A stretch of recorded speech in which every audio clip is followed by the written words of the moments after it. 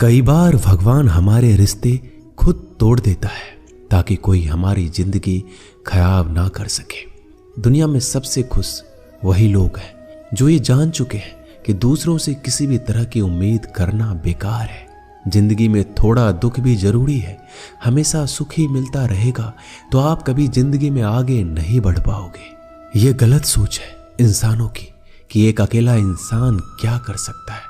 पर देखो जरा उस सूरज को जो अकेला ही सारी दुनिया को रोशन करता है। भाग्यशाली वो नहीं होते जिन्हें सब कुछ अच्छा मिलता है, बल्कि भाग्यशाली वो होते हैं जिन्हें कुछ भी मिलता है उसे वो अच्छा बना लेते हैं। गीता में लिखा है, जब इंसान की जरूरत बदल जाती है तब उसके बात करने का तरीका भी बदल जाता है।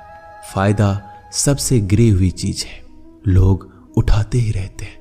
हारता वो है जो शिकायत बार बार करता है और जीतता वो है जो कोशिश 1000 बार करता है। जिस इंसान को हम बेहद प्यार करते हैं वही इंसान हमारा सबसे ज्यादा फायदा उठाता है, क्योंकि वो इंसान जानता है कि हमारी कमजोरी क्या है।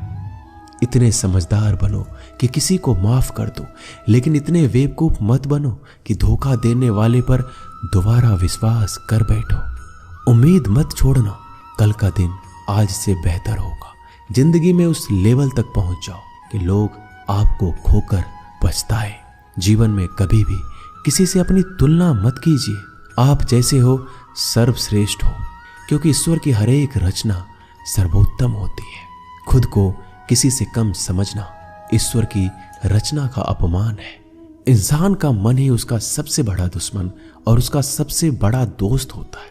यदि मन आपसे जीतता है तो आपका दुश्मन बन जाता है, और यदि आप मन से जीतते हो तो आपका सच्चा दोस्त बन जाता है। यदि कोई आपको नजरअंदाज करे तो बुरा मत मानना, क्योंकि लोग अक्सर अपनी हैसियत के हिसाब से चीजों को नजरअंदाज करते हैं। उन लोगों के पीछे कभी मत भागना जिन लोगों को आपकी कोई परवाह नहीं। श्री कृष्ण कहते हैं, गलती हर इंसान से होती है, लेकिन गलतियां सुधारता वही इंसान है जो दिल का साफ होता है और रिश्तों को खोना नहीं चाहता। जिंदगी का सबसे बड़ा थप्पड़ किसी से की गई उम्मीद मारती है। कभी कभी इंसान ना टूटता है ना बिखरता है, बस हार जाता है, कभी खुद से तो कभी किस्मत से तो कभी अपनों से। हर जिंदगी में खुद को समय जरूर दें, क्योंकि पहली जरूरत आप खुद हैं।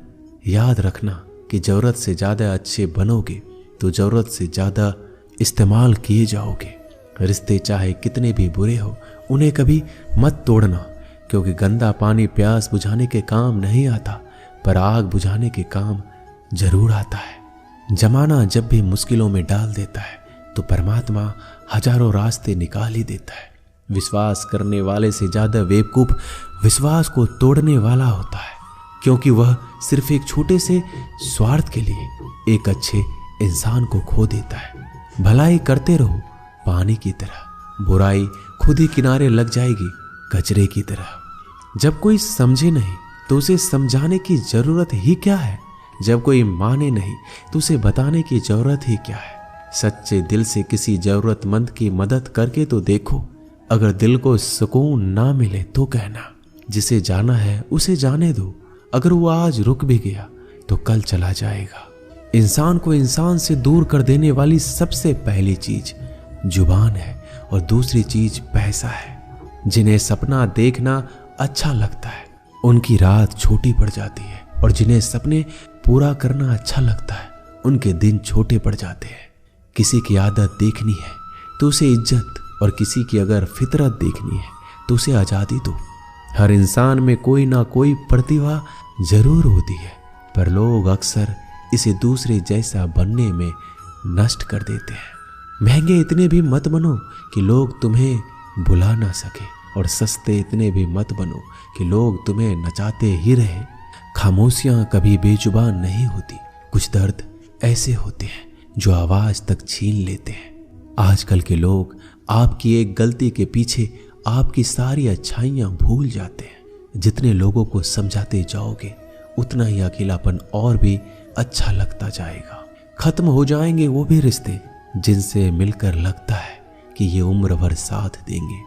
श्री कृष्ण कहते हैं, अहंकार किसी भी चीज का हो सर्वनाश करके ही छोड़ता है। खाली वक्त में तो हर कोई बात कर लेता है। प्यार तो तब होता है जब कोई आपसे बात करने के लिए आपका अपना सारा वक्त खाली कर दे। सब कुछ ठीक करने का इंतजार करोगे तो बैठे ही रह जाओगे। आप हिम्मत करो, खुद उठो, अपनी जिंदगी में सब कुछ ठीक कर दो। लोग पहचानना ही भूल जाए इससे पहले अपनी पहचान बना लेनी चाहिए। एक बार एक राजा ने भगवान श्री कृष्ण का मंदिर बनवाया और उसमें मूर्ति की पूजा करने के लिए एक पंडित को रखा।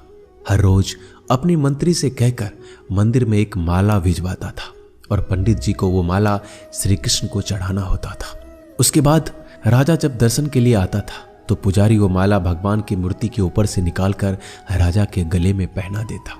कई सालों तक ऐसा चलता रहा। पंडित जी अब बूढ़े हो चुके थे। एक दिन राजा की तबीयत खराब हो गई। उसने अपने सेवक को कहा कि तुम जाकर पंडित जी को माला दे आओ और उनसे कहो कि आज मेरी तबीयत खराब है, मैं आज मंदिर नहीं आ सकता, तो प्रतीक्षा ना करे। फिर राजा का सेवक वो माला लेकर पुजारी के पास गया और पूरी बात बता दी। पुजारी जी ने वो माला मूर्ति को चढ़ाई और सोचने लगे, इतने सालों से ये परंपरा चली आ रही है, लेकिन मैंने कभी भगवान का माला उतार कर खुद नहीं पहनी। शायद आज भगवान की यही इच्छा है कि ये माला मैं पहनूं, इसलिए भगवान ने आज राजा को नहीं भेजा। इसलिए आज अच्छा मौका है, ये माला मैं निकाल कर खुद पहन लेता हूँ। फिर उस पंडित ने भगवान की मूर्ति से माला निकाल कर खुद पहन ली। इसी बीच राजा का सेवक दौड़ के पंडित के पास आया और पंडित जी को कहने लगा कि राजा जी को ठीक नहीं लग रहा है, उनकी तबीयत और बिगड़ गई है, इसलिए अब वो प्रभु के दर्शन करना चाहते हैं। वो आ रहे हैं, उनकी सवारी जल्दी अभी मंदिर में आएगी। उन्हें लगा कि ये परंपरा कहीं टूट ना जाए, इसलिए वो आज भी मंदिर में आ रहे हैं। जब पंडित जी को इस बात का पता चला तो उन्होंने फटाफट माला अपने गले से उतारी और जाकर फिर से भगवान की मूर्ति को चढ़ा दी। फिर कुछ देर बाद राजा वहां आए और रोज की तरह पंडित जी ने भगवान के ऊपर से माला निकाली और राजा को पहना दी। अब राजा ने उस माला को देखा तो उस माला में एक सफेद बाल नजर आया। राजा ये समझ गया कि ये बाल पंडित का है। राजा ने पुजारी से पूछा, क्या ये माला आपने पहनी थी? इसमें सफेद बाल कहां से आया? यह सुनकर पुजारी जी घबरा गए। उन्हें लगा अगर मैं सत्य बता दूं तो राजा मुझे दंड देंगे, इसलिए वह पुजारी ने कहा, यह बाल तो श्री कृष्ण का है। राजा को सुनकर बहुत ही गुस्सा आया। उसने कहा, तुम झूठ बोल रहे हो, भगवान के बाल सफेद कब से होने लगे? राजा ने कहा, मैं फिर कल आऊंगा और श्रृंगार के समय देखूंगा कि उनके बाल सफेद है या काले। अगर बाल काले निकले और सफेद नहीं निकले तो आपको कल ही मृत्यु दंड दिया जाएगा, क्योंकि आपने मुझसे झूठ बोला है। राजा ये कहकर वहां से चला गया। इधर पुजारी भगवान के चरणों में गिरकर रोने लगे कि हे प्रभु, मुझे माफ कर दीजिए, मैं लोभ में आ गया था, मुझे लगा मुझे ये माला पहन लेनी चाहिए, मुझे बचा लीजिए, नहीं तो कल राजा मुझे मार देगा। वो पुजारी पूरी रात भगवान के चरणों में गिरकर रोने लगा, विनती करने लगा कि प्रभु मुझे बचा लीजिए। अगली सुबह राजा मंदिर पहुंचा। राजा ने भगवान की मूर्ति के ऊपर से मुकुट निकाला और उनके बाल देखे। राजा चौंक गया क्योंकि भगवान की मूर्ति के ऊपर सफेद बाल थे। राजा ने सोचा ये पुजारी की कोई चाल है, इसने मौत की सजा से बचने के लिए भगवान के बाल सफेद कर दिए हैं। राजा यह बाल असली या नकली इसकी जांच करने के लिए बाल तोड़ने लगा। जैसे ही राजा ने कुछ बाल तोड़े तो मूर्ति में से खून की धारा बहने लगी।